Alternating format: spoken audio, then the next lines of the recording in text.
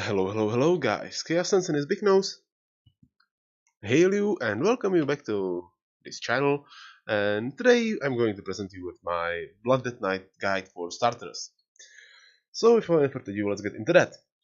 Blood Death Knight has a kind of weird, or not weird, but different playstyle. He's not much about mitigating the damage, but instead healing it back. Which means that we have many self-healing tools. We, of course, have a Death Strike, which heals us for the percentage of damage taken. That allows for some really skillful play. We have our damage over time effect Blood Plague, a shadowy disease that drains 1000 health from the target over 24 seconds. Heals a lot, eventually, especially on AoE. And then, of course, we have Vampiric Blood, which increases the maximum health and the healing we take, which makes it a really fucking handy cooldown. And then of course we have many other gadgets, like for example, of course our taunt, Dark Command, or another taunt effect, Death Grip. Because yes, Death Grip is a taunt. We have two taunts, ladies and gentlemen, although Death Grip is on the GCD. Fuck the GCD changes, this is actually the only GCD change that kinda bothers me, the Death Grip on GCD, that sucks.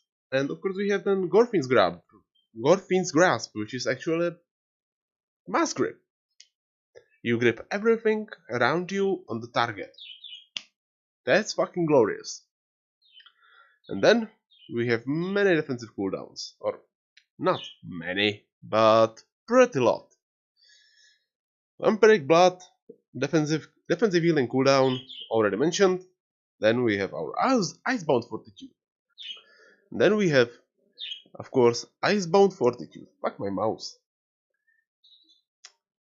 Your blood freezes, granting you immunity to stat effect and reducing all damage you take by 30% for 8 seconds on 3-minute cooldown.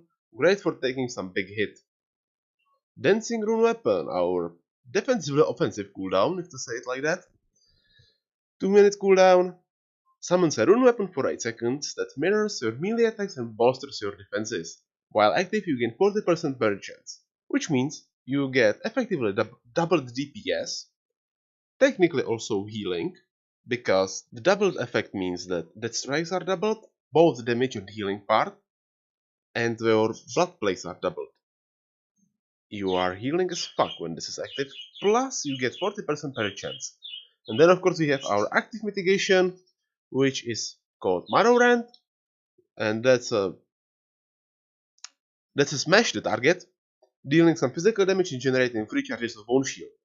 Bone Shield surrounds you with a barrier of whirling bones, increases armor by 367 and your haste by 10%. That's important. You want to have 100% uptime of Bone Shield. And because it's not a flat all-out damage reduction as it used to be in Legion, the more benefit you get from the haste. Like, of course the armor is also important as fuck because most of the damage is physical and physical damage is reduced by armor, but that haste is what makes it that strong.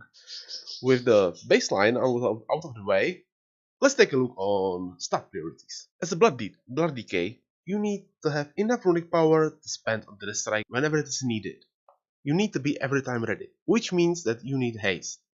But thanks to that Bone Shield passive haste increase, you don't need that much of a haste, like 20% should be alright. Of course, unless you can hit those 20%, you aim mostly for haste items. On the second stat weight, we have Mastery and Versatility, they kinda share the place. Versatility is important because, as I said previously, Blood Death Knight aim on healing the damage back, and Versatility increases your healing. Plus, it is a flat damage reduction. Mastery, of course. Each time you heal yourself with that strike, you gain mastery amount of base amount of healed as physical damage absorption shield. Also increases your attack power by 20% by some number. This is great because you heal yourself through that strike. That heal on its own is pretty big, but then you get another absorption, another healing effect on yourself, which reduces damage taken from basic attacks, physical damage any physical damage taken. That's it, guys. This is what makes Bloodlet Knight that strong. And then of course you want crit, because who doesn't want crit? I'm kinda overcritted. I could use some more into mastery or versatility, but that's some. This is not even a Bloodlet Knight gear, or aimed to be Bloodlet Knight gear. Now, let's take a look on talents. When it comes to talents, Bloodlet Knight has seen some reshuffles compared to Legion, and some of the old abilities coming back. On the row 56 we have Heartbreaker, which does still the same. Heartstrike generates 2 additional runic power per target hit. Of course, Heartstrike is your main filler in the rotation, because it generates a shit ton of runic power, it deals physical damage, and it's cleaving, especially when you stay in Death and Decay. So this makes you generate far more runic power, which means you can spend it on far more death strikes. Sounds good. But eventually Blood Drinker is the best on this row. But Rune Strike is also not as bad. Strikes the target for 1218 physical damage. 1 minute recharge time, generates 1 rune, and cooldown is reduced by 1 second for every rune you spend. Maximum 2 charges. And this is good when you need to refill your runes for some reason, like you are taking many quick physical hits which are consuming your bone shield, and you cannot kinda keep the marrow rending all over again, like your runes are just dying out. This is what you should pick in that situation. Otherwise, Blood Drinker wins because it deals a shit ton of damage, it heals you for a shit ton of damage, and you can move, parry, dodge, or use defensive cooldowns. Blood Drinker really is what you want in the vast majority of situations. On the row 57, we have Rapid Decomposition. Your Blood Plague and Death and Decay deal damage 15% more often, which means your dot effects, Blood Plague and Death and Decay, hit, and thus, in the case of Blood Plague, also heal 15% more. That's good, on the paper.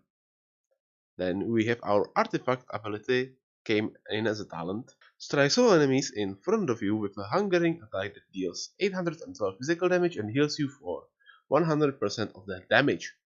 That's good when you have a shit ton of ads that you need to kinda keep an aggro and quickly heal yourself for a shit ton of health. But it all fails into nothingness compared to homeostasis. Each enemy hit by Blood Boil increases the damage and healing done by your next death strike by 8%, stacking up to 5 times. This is an effect of Legion based Legendary, which made it into a talent, and whenever you cast Blood Boil, which you basically cast on cooldown because it costs nothing, and it deals damage, it applies your dot, it looks cool, then it buffs your Death Strike, and then Death Strike heals like a fucking truck. Okay, now let's take a look on the row 58. We have Power Bulwark. Each charge of Bone Shield increases your maximum health by 1. That's good, because when you stack your Bone Shield after 10, like for example when you are about to take a big damage, and the boss casts slowly, like for example when you are about to soak Armageddon, or Big Armageddon at Kill Jaden, this talent, fucking great, because you get 10% increased health. Then we have Ossuary, or however the fuck it's supposed to be spelled. While you have at least 5 Bone Shield charges, the cost of Death Strike is reduced by 5 runic power. Additionally, your runic power is increased by 10. This is good because you want to keep about 5 Bone Shield charges anyway, in case something would go wrong. So you basically have Death Strike cheaper, and you have more maximum runic power, so that means you are not forced to spend that much. You can save more runic power in case you would need to use it. And then we have Tombstone. Consumes up to 5 Bone Shield charges. For each charge consumed, you gain 6 runic power and absorb damage equal to 6% of your maximum health for 8 seconds. This is great again when you have a big incoming damage and you can build the Bone Shield charges and consume them. These talents are basically situational, depending on the fight, because they were reshuffled. They used to be on different rows, but they were put together. So that kinda sucks. But I would personally go with either Foul Bulwark or Ossuary in the majority of situations, because Foul Bulwark increases your health. and you want to have increased health. Then Oshuere makes you cast more death strikes, which is great. And Tombstone basically gives you some panic button, which is also great, but really it depends on the situation. Then on the row 60 we have Will of the Necropolis, passive. Damage taken below 35% health is reduced by 35%. It's a passive whenever you know that you will go into like below this critical health basically.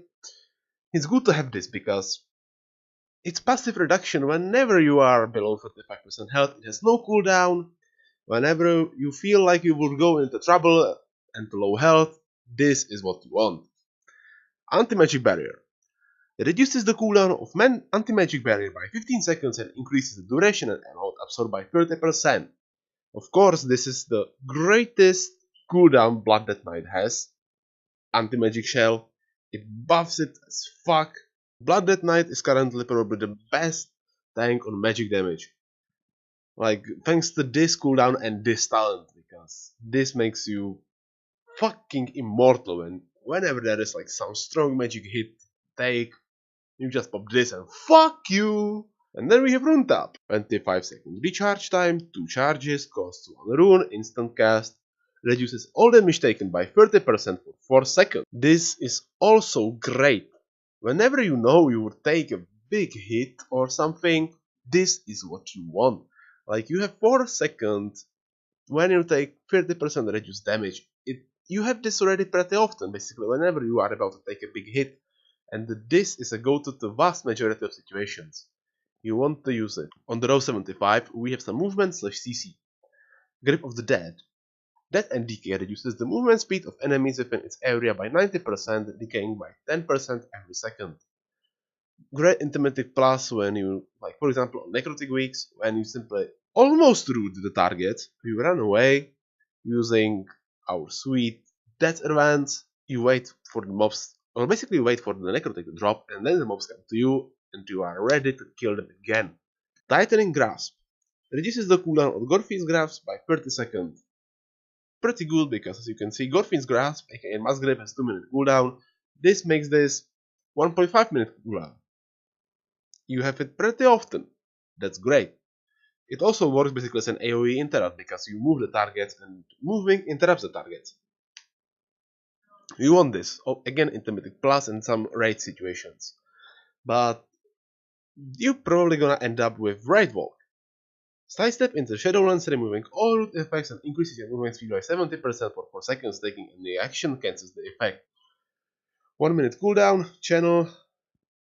It gives you a huge mobility, and Blood Death Knight in baseline, although we have the Death Advance, it's not as mobile as other tanks. You are walking Force of Death and basically a Trashcan, some ways.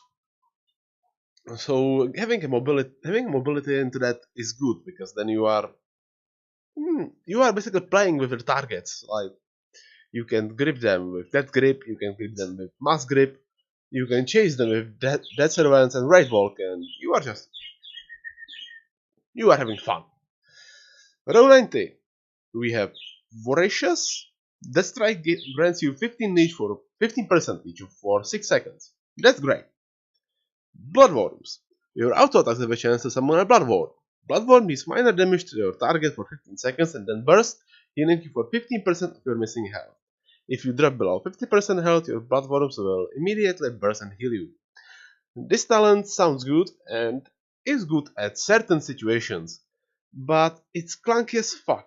Like, you have a little control over the procs of the Bloodworms, and then you should be prepared those 15 seconds after the Bloodworms spawn and have enough missing health for them to heal you for. You cannot have them prepared when you drop below the 15%. It would be great to have 3 or 4 worms out, and when you drop below 50% they will heal you, but you don't have control over that. It's a chance. It's not that good as Voracious. And then we have Mark of the Blood, which goes 30 runic power, is instant, and places a Mark of Blood on an enemy for 15 seconds.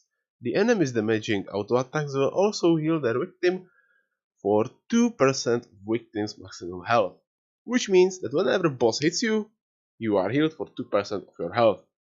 That's good. It's basically not limited to the targets. You can have 2 marks of blood thanks to cooldown and duration active at any time. It's also good like when you have to tank 2 targets. That's good talent, but still the voracious is slightly better. And then we have row 100, Purgatory passive, an unholy pact that prevents vital damage, instead absorbing incoming healing equal to the damage prevented lasting 3 seconds. If any healing absorption remains when this effect expires, you will die. This effect may occur only every 4 minutes. This is lifesaver. You can solve whatever the fuck you want and you will survive. As long as you have Paladin ready to give you Leonance. This is a go-to in vast majority of situations because who doesn't want to have immortality? You can fail whatever you want, you can basically die but still you survive. Also is good for cheating some mechanics. I don't use Purgatory because I have the Nighthold trinket, which works basically in the similar way. Like, it absorbs a shit ton of damage from an attack that would kill you. That is strong as fuck and basically works as Purgatory. Because as you can see, like, I have 45k health, so that means that this trinket absorbs basically insta-kill. And something over insta-kill. It's great. Next talent on the row is Red First, reducing the cooldown on Vampiric Blood by 1 second per 10 runic power you spend. Which means that you have Vampiric Blood pretty often because every rune strike cast reduces the cooldown of Vampiric Blood by 4 seconds because we have Ossuary, so that strike costs 40 runic power effectively. Yeah, and then we have Bone Storm! Costs 10 to 100 runic power, 1 minute cooldown. A whirl of bone and gore batters nearby enemies, dealing 306 shadow damage every 1 second and healing you for 3% of your maximum health every time it deals damage. Lasts 1 second per 10 runic power spent. This is glorious on AoE. It gives you shit ton of aggro. You don't have to give a fuck, you can have 3 Destrologs open their burst there and you still keep aggro. It's great. Then of course it heals for a shit ton of healing. The more ads are around you, the more you heal. You are theoretically immortal on, as long as this effect lasts, you are immortal. And that's great on Mythic Plus, it's glorious. But because I am not in Mythic Plus and I'm going to go to tanking Demi, and I already have a lifesaver in form of trinket, I'm going to take it Red First. So with the talent out of the way, let's move on to the tanking Demi. What you want when you are tanking the target is to keep Bone Shield up, basically cast Bloodringer technically whenever it is possible. Like, you usually open with Bloodringer because it deals shit ton of damage, which means it gives you shit ton of aggro, so every DPS can start their insane opens. You want to cast Blood Boil on cooldown, you want to basically cast Hard Strike whenever you can afford it, which means whenever you wouldn't be forced to replenish Bone Shield charges, whenever you take a bigger hit, it's good to cast that strike because that's what heals you. Also, when you go low on health, it's handy to pop Vampiric Blood, and then you rotate Dancing Rune Weapon and Icebound Fortitude, the rune tap, whenever you feel like you should use a defensive cooldown. It really depends on the type of fight. Because I'm on the dummy, I will try to last as long as possible. And because I'm on the dummy, I'm going to open with Dancing Rune Weapon, Blood Boil, which means that I will have Dot there, and then cast Meadow Rants to give myself some bone shields and be happy. So let's do this. Also, you basically cast that NDK weapon on the single target whenever you proc a free that NDK, because that's something I forgot to mention before. You have some passive effects. And most importantly, the Crimson Scourge. Your auto attacks on targets infected with your Blood Plague have a chance to make your next death indicate cost no runes and reset its cooldown. That's basically only the time you cast that indicate on a single target, because it gives you some more damage. You are not you don't screw anything if you don't cast that indicate on a single target, but it's better to have it there because good tank, deals damage, heals himself, keeps aggro, survives. This is the golden 4 of a tank. So, let's do this. Dancing Rune Weapon into Blood Boil, Blood Boil, Marrow Rend, and now just like some of those Sweetheart Strikes, healing up a little bit, again healing up, refreshing some charges, pop, pop, pop, da-da, da-da, da-da. And you are just like running around the target, basically doing this, and then the dummy hits hard. What is good when you want to master Blooded Knight is to again keep at least 3 runes rolling on the recharge timer, and not let Marauder falls off the Bone Shield, because you want to have Bone Shield like whenever you can. Now I will pop Blood Boil and refresh again the charges of Bone Shield and heal myself for... Fuck, I hope it will heal for a bigger amount. The damage starts to hit hard, but unfortunately it hits hard in a quick series of attacks, and that's not what Death Knight actually wants. Death Knight wants to have a strong hit. Give me Blood Drinker, Blood Drinker, Blood Drinker! Yes, now I will suck up some health. Then quickly generate me some runic power. Let me heal you. Oh, let me heal me. Fuck! What? What? Basically, this is what you do. You spend your runes, you keep 3 of them on cooldown. You are trying to have 2 of them ready for Morrowind. You really need to watch your charges of Bone Shield, because that's your bread and butter. The haste, the physical damage reduction, that's what you want. And of course, whenever you take a bigger hit, you don't spam that strike. You save it for the bigger hits, because it heals you for the percentage of damage taken in the last 5 seconds. Minimum of 7% of your maximum health. But as you could see, those 7% of maximum health are not that much. You basically then just use Blood Drinker when you don't have enough runic power for this, or you don't feel like you need to use that strike, and just like pop a Blood Drinker and take up some health. As you could see, it healed for quite a lot. And that's basically what you want to do as a Blooded Knight. You keep 3 cooldowns, so rotate ready to be used whenever you need them. You use Vampiric Blade as often as possible. Vampiric Blood as often as possible. And that's the core. That's what you want to do as Blooded Knight. So let's take a look on the Azerite traits, of course. So we have Eternal Rune Weapon. The Encyclical Weapon grants you some strength, and each rune spent increases the duration by 0.5 seconds at a maximum of 5 seconds.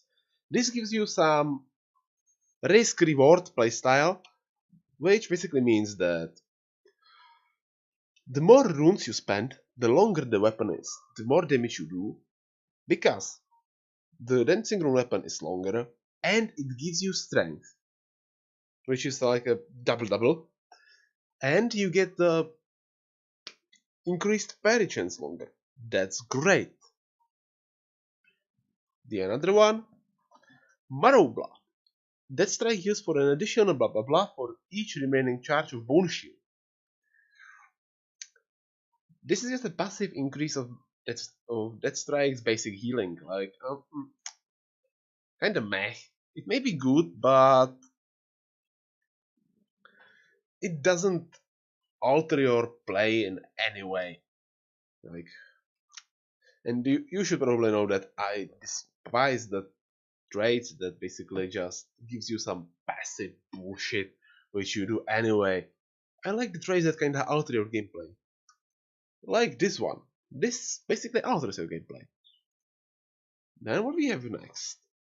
When Vampiric Blood expires, your leech is increased by something for 10 seconds. Embrace of the Dark Fallen. That's good. That alters your gameplay. I like this.